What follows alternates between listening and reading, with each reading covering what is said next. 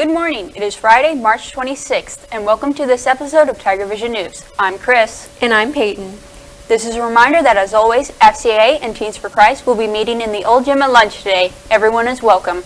Now, if you'll please join us for a moment of silence.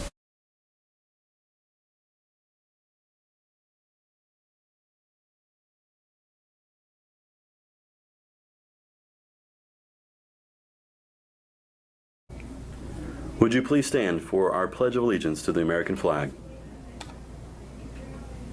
Attention, salute, pledge.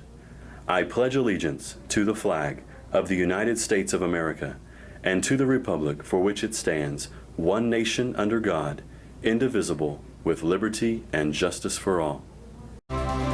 This broadcast is brought to you by Cornerstone Funeral Home and Crematory, Keith's Hardware and Supply, Renfro Electric, First Star Bank, and Gibson Education Foundation.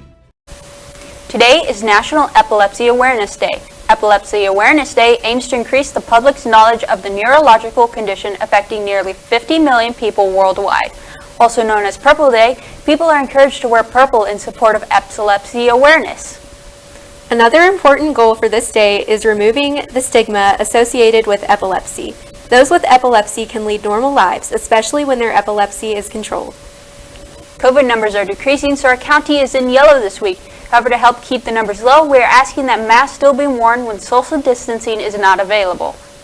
As always, the masks our school provides cost our district money, so please do your part and bring one every day. Make sure to wear it over your nose and mouth. This is also a reminder that students will not be allowed within the building before 7:30. This is necessary for temperature checks and supervision.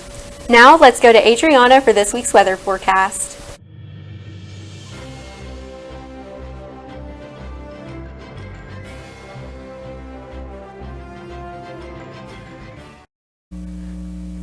Today and the rest of this week will be sunny and warm. Today we'll climb to the mid-70s with gusty southeast winds. Tomorrow will be a beautiful start to the weekend with mild temperatures in the 70s and lots of sunshine with a slight chance of rain moving in later in the day. Sunday will be partly sunny and pleasant with a north breeze holding steady near the 70 degrees. As we move into the next week, it will be partly cloudy with mild temperatures in the 70s with a slight chance for rain and dropping to cooler temperatures in the 60s midweek. We would like to thank Channel 6 for this week's weather graphic, and now a word from one of our sponsors. Renfro Electric has been in business for over 35 years and is a full-service electrical contractor for all of Oklahoma.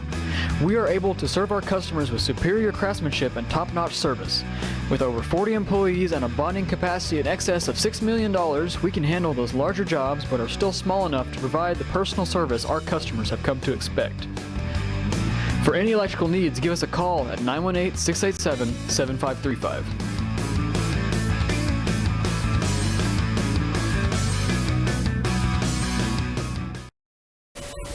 The junior and senior prom will be held on Saturday, April 10th, 2021 from 7 p.m. to 11 p.m. at the 810 Ranch in Muskogee. Tickets will be sold beginning Monday for $20 from Ms. Lowball. For those that purchased a ticket last year, please check your school email and confirm with Ms. Lowball your plans to attend or not to attend this year. Sophomores may be invited by an upperclassman as a guest, but they must have got a ticket as well. They are not allowing non-Fort Gibson students as guests this year due to COVID-19, and masks will be required. Seniors, make sure your college applications and scholarship applications are submitted on time. Most are due soon. Also, please make sure your counselor is aware of any and all scholarship offers. Also, seniors, please don't forget to fill out your FAFSA for financial aid for college. Time is running out, so make sure it's turned in soon. The required CPR training will be held on March 31st during advisory. Juniors or seniors, if you have an interest in politics or even political science, there's an opportunity for you to do an internship at the state capitol. If you are interested, please see Mr. Pemberton for more information. Now let's go to the first episode of our new weekly segment, The Terrain Train.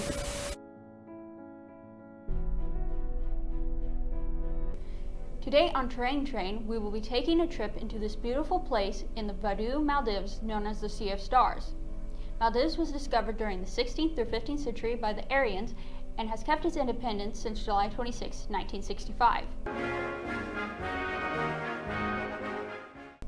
This place currently has only 712 people living there, with gorgeous white sands and beautiful clear blue beaches surrounding it. The most notable thing about its appearance, though, would be the glowing blue beach. The area looks as though it is out of a dreamland. But what causes this? The reason for the way it looks is because of the bioluminescent plankton, which means they glow in the dark. The glow happens anytime one of the plankton reacts with oxygen. The plankton do this to scare off predators. Though this works on things such as fish, humans not so much.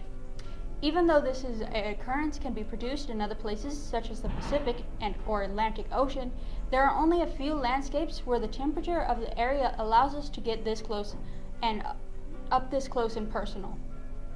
This place can luckily be visited pretty easily, as it is pretty close to the rest of the islands that reside on the Maldives. It has become a global tourist attraction lately because of the beauty the island holds. Many things people enjoy are surfing, causing them to leave a glowing blue trail behind them. Some people also just enjoy walking along the beach and seeing where their footsteps light up. This area on Earth proves that there's so much more than the small pocket we live in. This has been Chris reporting for TigerVision News.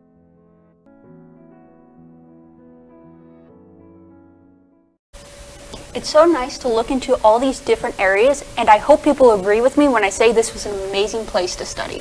I, for one, can say that I certainly do agree with you. The ACT Boot Camp for all junior students will be held next week. During this week, all juniors who are in a traditional learning environment will be pulled to the auditorium from 1st through 3rd hour, Monday through Thursday. Students will need to check in with their first hour teacher each morning before going to the auditorium. Each of these students will receive a subject area specific ACT training and test taking skills prior to the April 6th ACT test date. Monday and Tuesday they will go over language arts, Wednesday is science, and Thursday is math. Now let's go to Rin, who has a story on how the band is dealing with restrictions due to COVID. Living in a global pandemic is hard, especially when school is still going on. Our school's band has been working hard preparing for contests while still having these restrictions on their daily lives. The cons are there's not as many contests. There has to be masks worn at all times when you're not playing your instrument. Some of the hardest things about being in band right now would definitely have to be not knowing when a clinic or contest could be canceled due to COVID or other reasons. It definitely does take a toll having to get up and put in all the hard work every single day just to know that you might not be able to perform at the end of the day. Some of the pros are, we have our band family, which if you're struggling, they definitely know how to help. Some of the easiest parts about being in band is definitely more laid back this year. We get to play funner music, and with jazz band going around, we're playing a lot of cool jazz music, and especially concert band. As you can see, our band's been working really hard this year to get things done as normal as possible. This is Rin reporting for TigerVision News.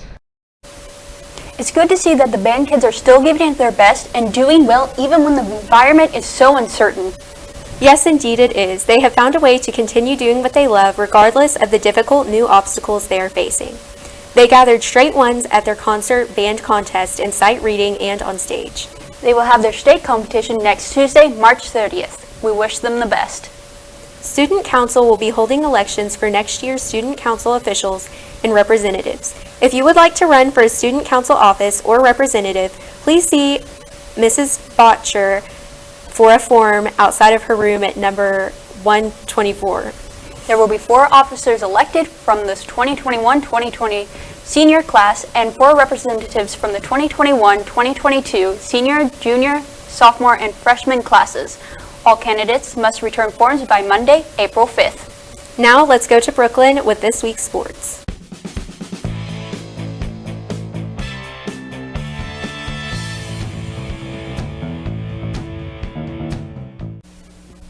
Hey Tiger Town, congratulations to our girls basketball team for a fantastic season.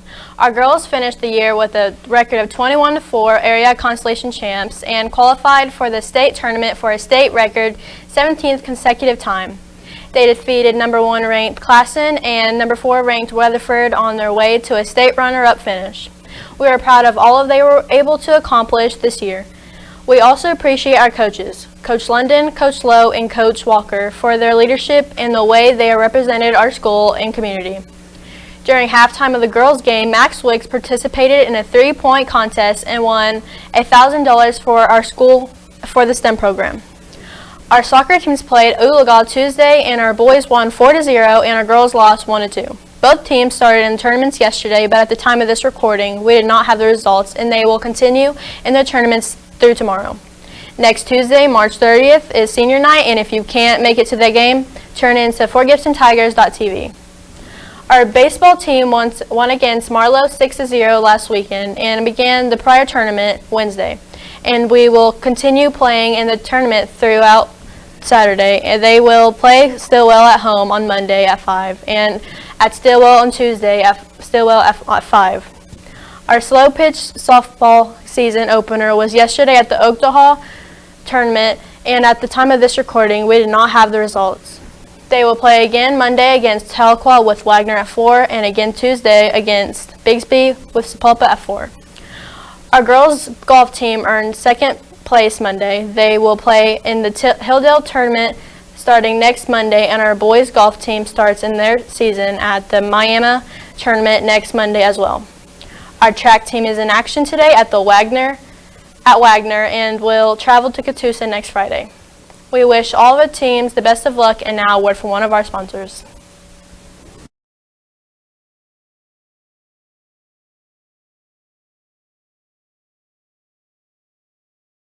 Keith Hardware and Supply has been located in Fort Gibson, Oklahoma since 1957. We strive to find solutions to your fix and offer a multitude of quality products and services such as Stihl chainsaws, Yeti coolers, Cub Cadet mowers, case knives, and Big Green Egg grills. In early 2015, Keith Hardware remodeled and added hundreds of new items to better serve their customers. At Keith Hardware, we are proud supporters of all Fort Gibson school events. Go Tigers! NHS members, 20 service hours from this school year are due to Miss Keeling by Wednesday at 3 p.m. Submit service hours through the Google form on Google Classroom. Warnings will go out to those that haven't turned in their hours at the beginning of next week. This does not apply to new members.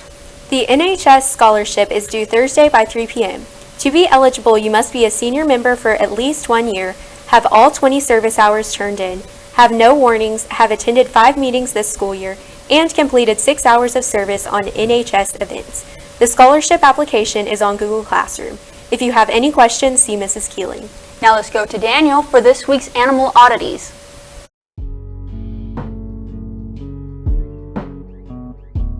This week we shall be looking into this bizarre species known as Myrmecocystus, but commonly known as the honeypot ant. The honeypot ant gets its name from the large worker ants known as the repletes. These odd-looking ants act as a food storage for the colony. They eat food that is brought to them, and then they release it when it's needed. They can physically not leave due to how large they are. All worker ants can hold liquids, just not as much as the repletes. One fun fact about them is that you can feed them colored sugar water to change their color. They drink sugary liquids like nectar and aphid honeydew. They live in Mexico, South Africa, Australia, and the southern United States. Like other ants, they live in large colonies and fortunately are not endangered, but we as humans should still try our best to preserve the world we live on and the animals that inhabit it. This has been Daniel Lundy for TigerVision News.